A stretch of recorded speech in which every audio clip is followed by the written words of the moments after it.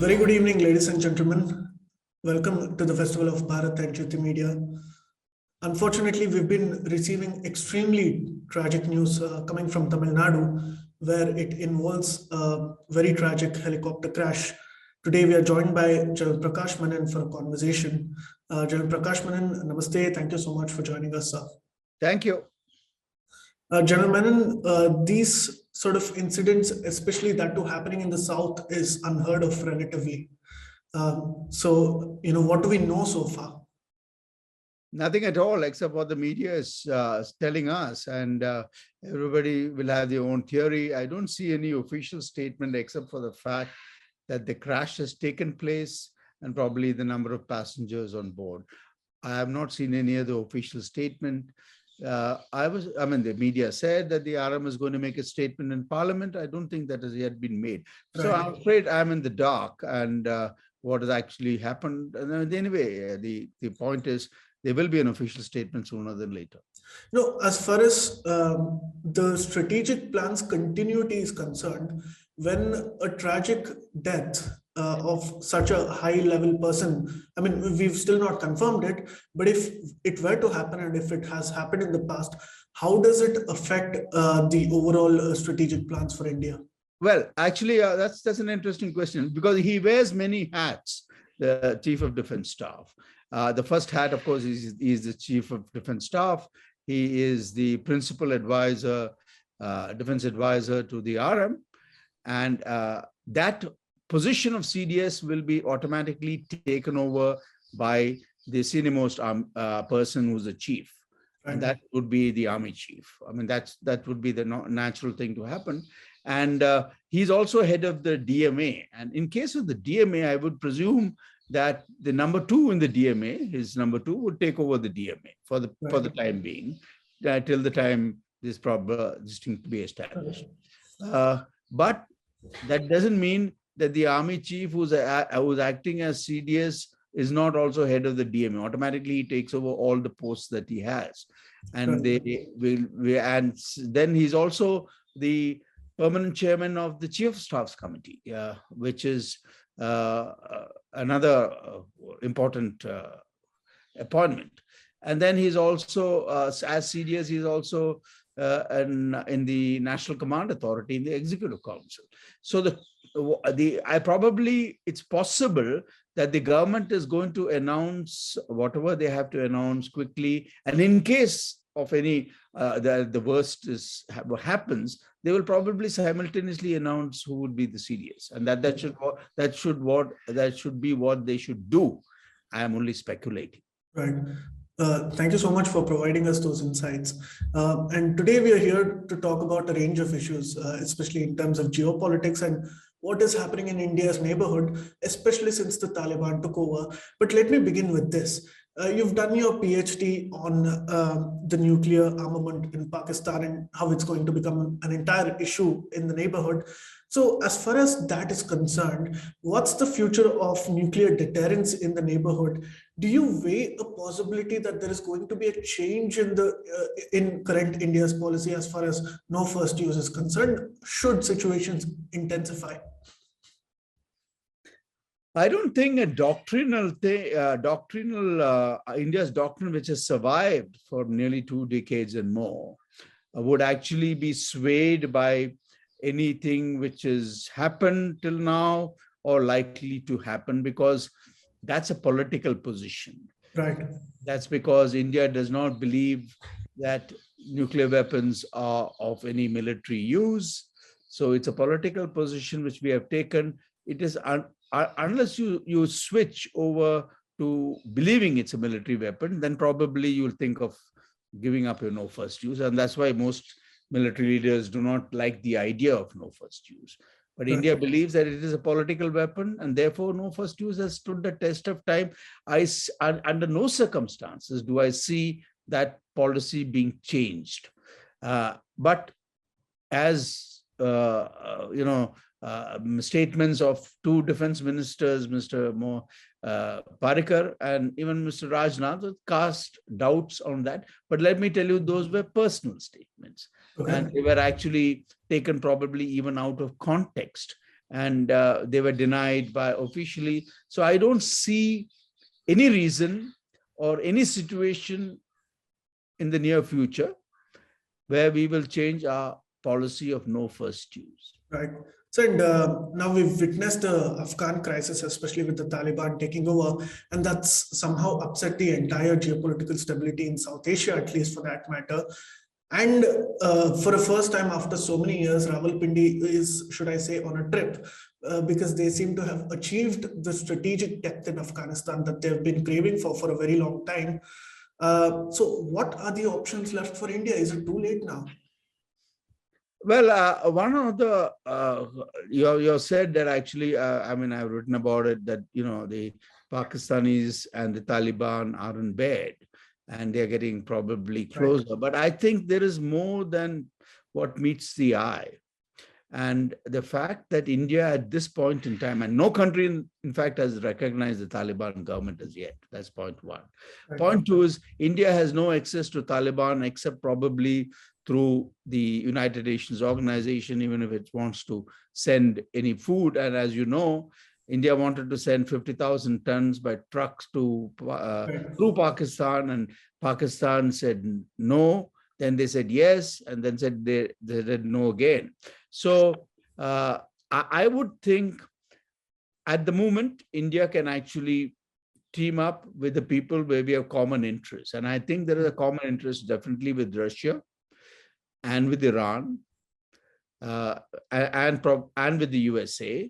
And probably we could actually, and the fact that the NSA held a meeting, of course, the Pakistanis and the Chinese did not come with the parties concerned, itself is an indication that India is in a position not so much to influence, as much to say that we have a voice there in that cacophony of voices which are already prevailing about what to do about Afghanistan.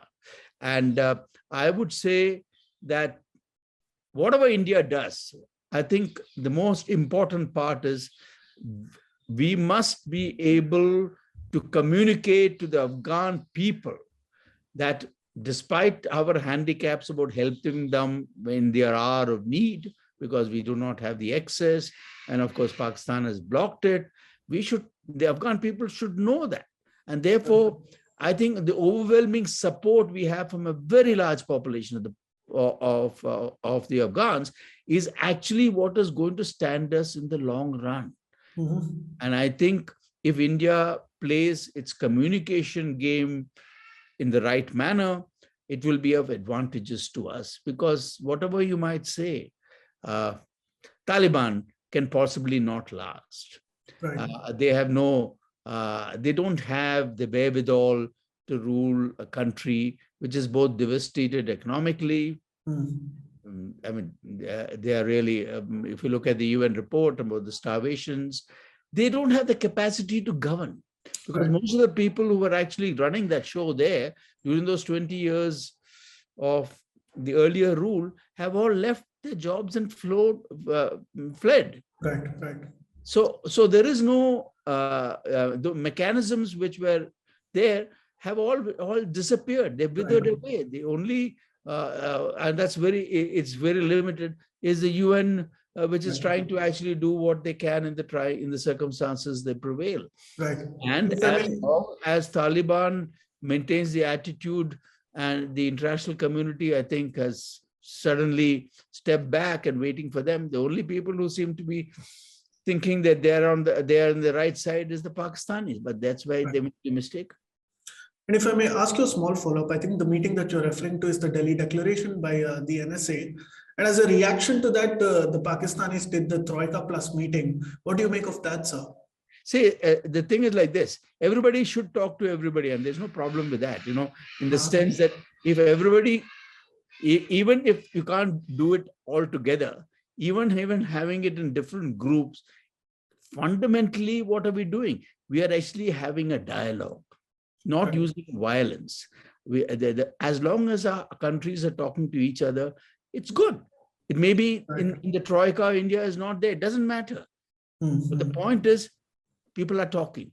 And unless they talk, they can't probably come to a solution to this problem, because who are the sufferers here? It is the Afghan people. Correct. Right.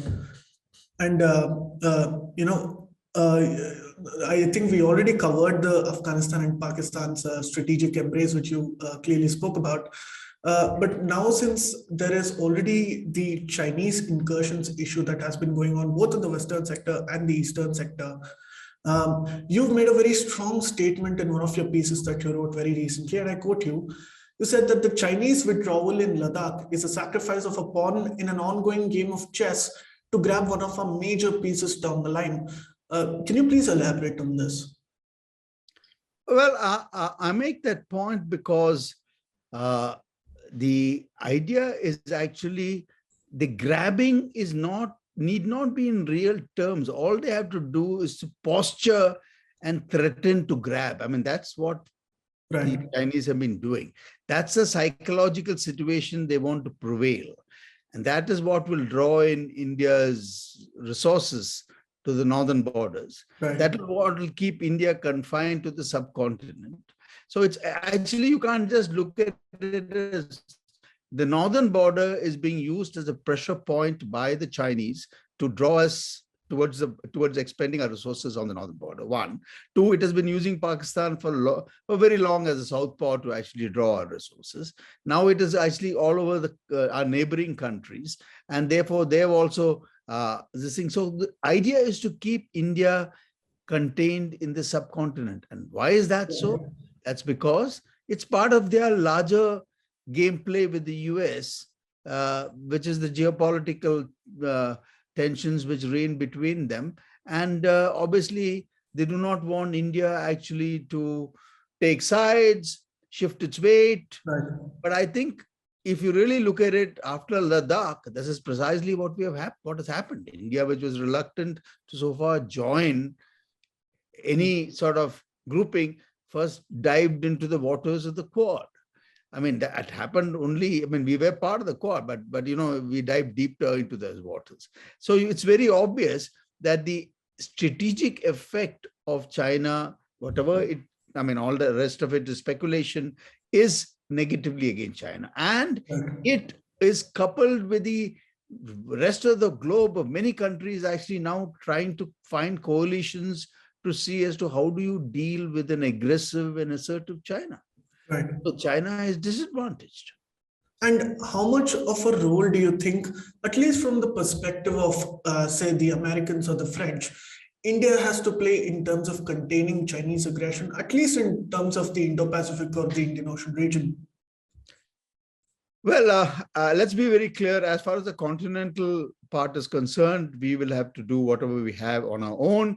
Probably we can depend upon intelligence and technical this thing from the rest, but the maritime sphere is where cooperation is feasible, is being carried out. And I think that is what worries the Chinese. And that's why they are very, very sensitive and call the Quad as an Asian NATO and so on. And that which shows that the reaction shows that they do not want that to happen. Of course, now with AUKUS also coming in. So what actually has the assertive and aggressive behavior resulted in? It has resulted in what do you call the coalition building efforts have gained greater strength. And most of the coalitions are being formed against the Chinese.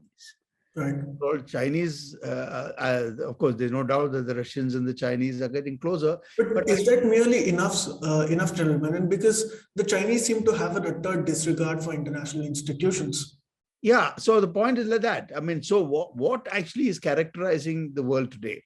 That there is the rise of armed coercion to actually fulfill national objectives. And if you remember, the United Nations was actually instituted precisely to stop such an attitude by nations, armed coercion.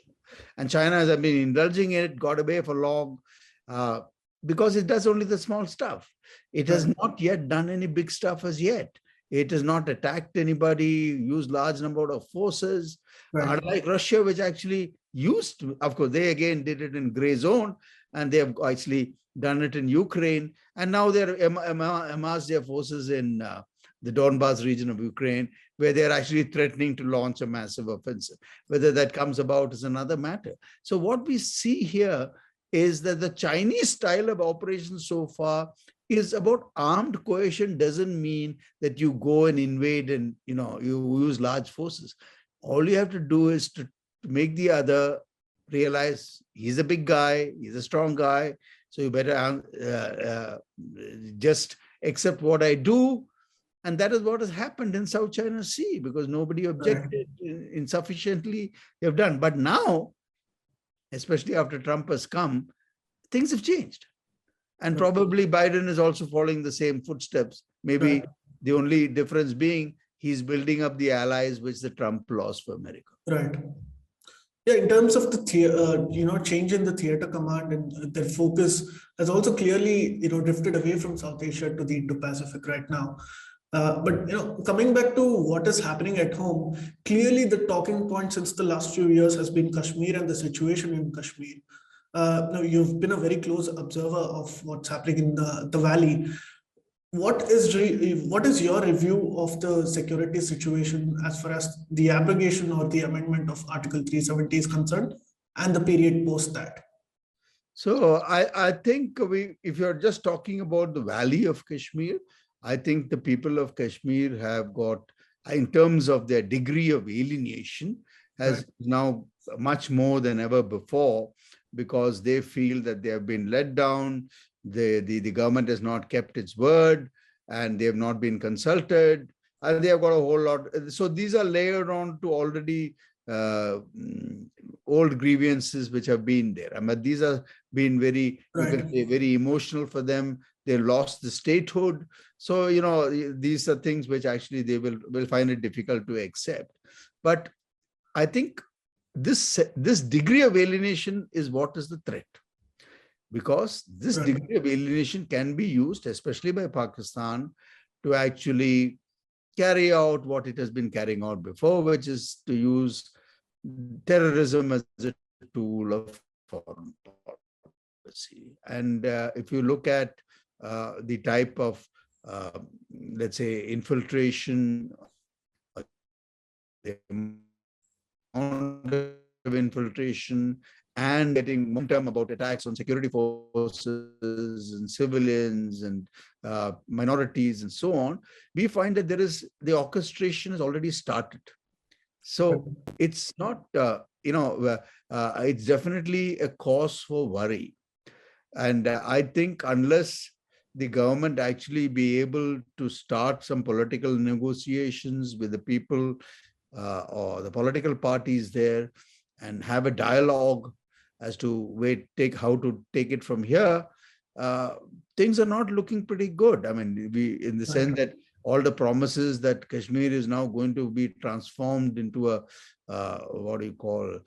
booming area, or J&K is going to be booming after this because the central government has taken over the task. That has not so far held any promise. And of course, eventually what always matters was the loyalty of the Kashmiris to the Constitution of India. Right. I mean, terror as a state policy has been advocated and endorsed by Pakistan for a very long time, and we are all aware of that. But there are two new changes that at least we see in the recent quarters, is that one, they're using a lot of drones to attack security establishment, and B is that they've been targeting a lot of minorities in the valley. So has this happened before, or is this a new development, and what is Rawalpindi exactly thinking?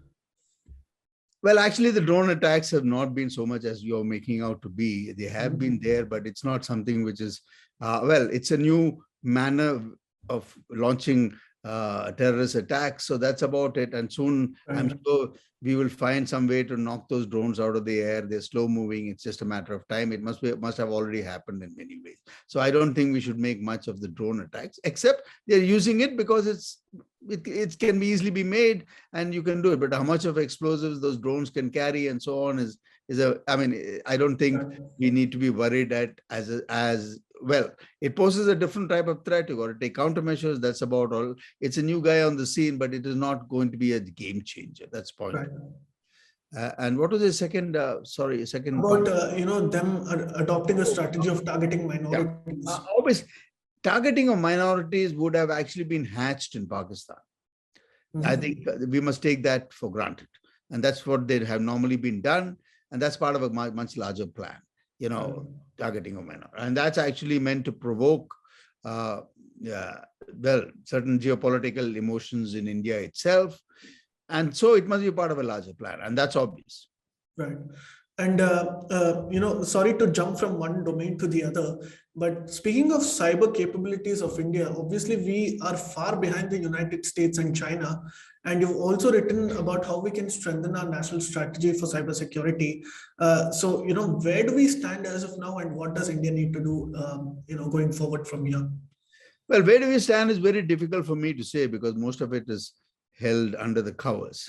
Right. But the very fact that we don't have a publicized cybersecurity strategy itself, we don't even have a national security strategy, Right. it is what should be actually telling. It tells its own story that obviously either these things are there in the official domain, not told to the public, and we have one.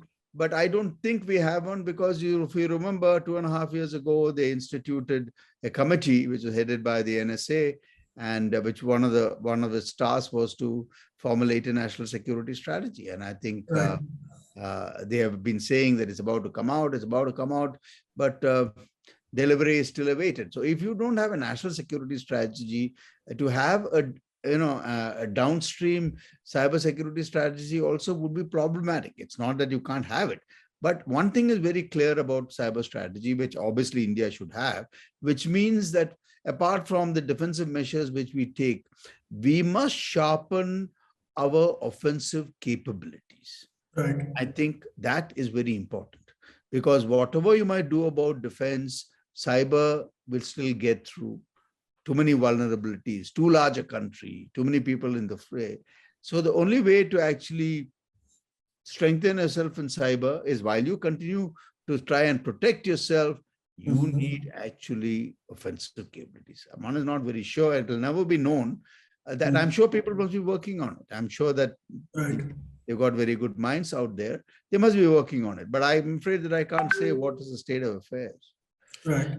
And this is the culture of secrecy that somehow, disappoints me because the citizenry cannot really know about what exactly is cooking in the books. But the world is still reeling through a pandemic and we are still on the verge of recovery. But even today, after nearly 2 years since the pandemic broke, the world is busy whether to sort of call for a probe on China. Even the Americans have a definitive policy towards this. But India has adopted a don't deny China strategy, and this is what you've written about. So what makes you think that India has somehow abstained itself from being rather vocal about these issues? Especially as far as Tibet is concerned, Taiwan is concerned, or the larger geopolitical issues concerning China? Well, actually, there is no doubt that India has been following a policy where we were, even when we had to speak, seemed to be afraid of annoying China.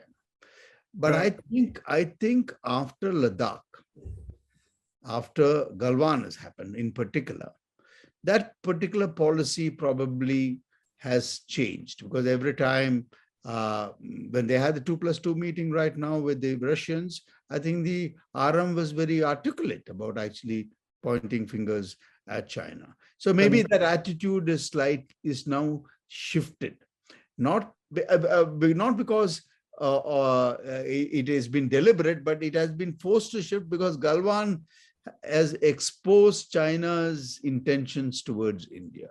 Right. But I think in a diplomatic sense, we should not actually behave in any manner by which we close all the gates towards trying to improve our relations with China.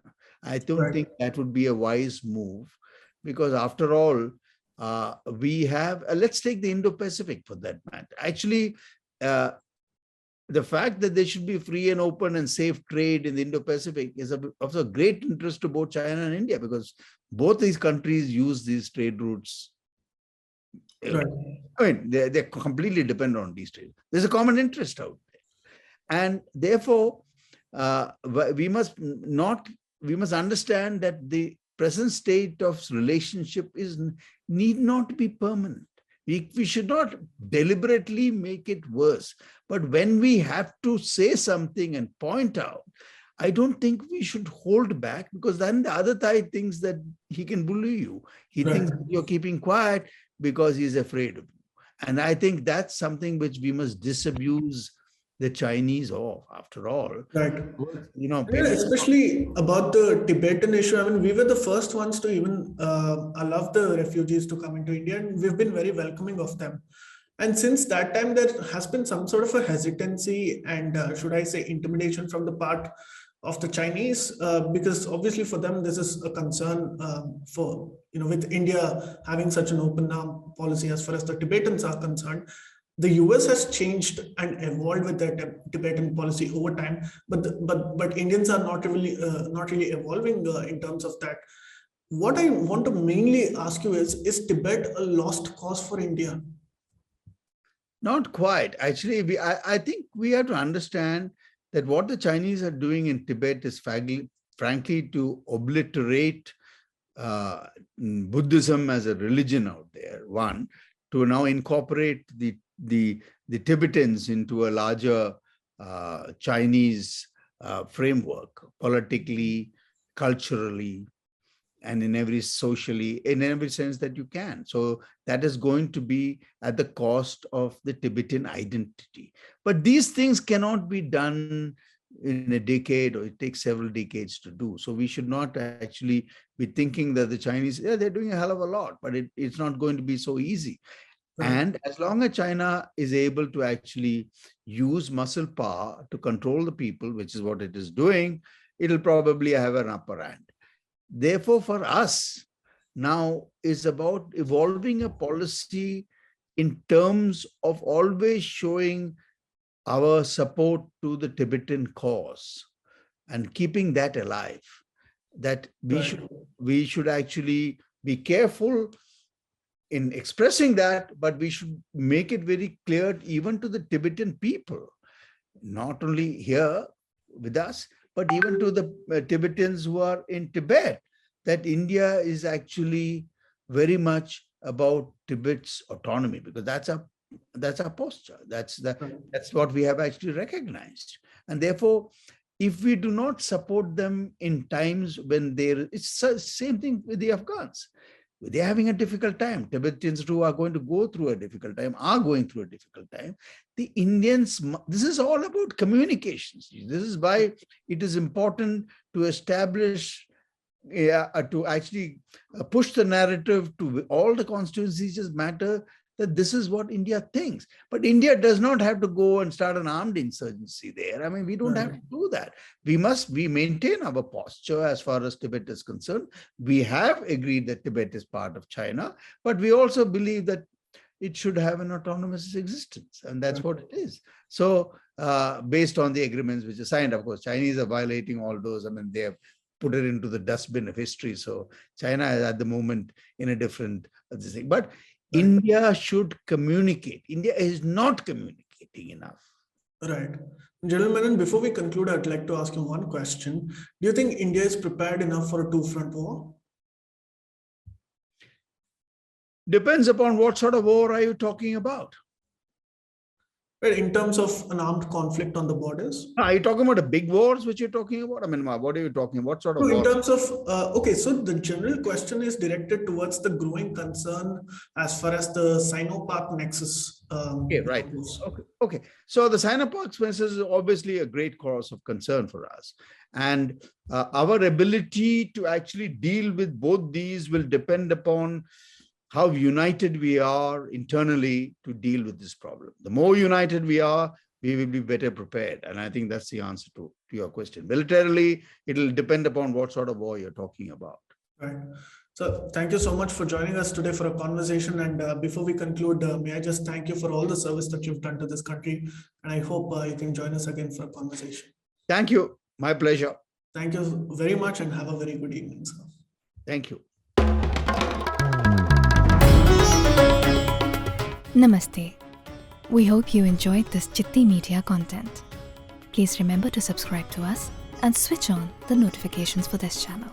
For our other social media links, more content, and to support our work, please visit citti.net. Dhanyavad. Namaskar.